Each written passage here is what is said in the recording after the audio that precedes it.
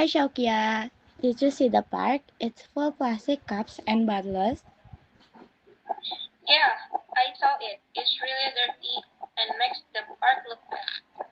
I know, right? People keep throwing plastic without thinking.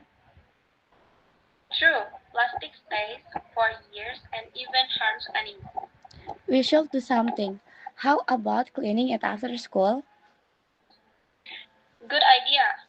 We can either recycle the plastic or make eco-friendly crafts. Sounds fun. Let's ask our friends to help us too. Sure, the more people, the cleaner our environment will be.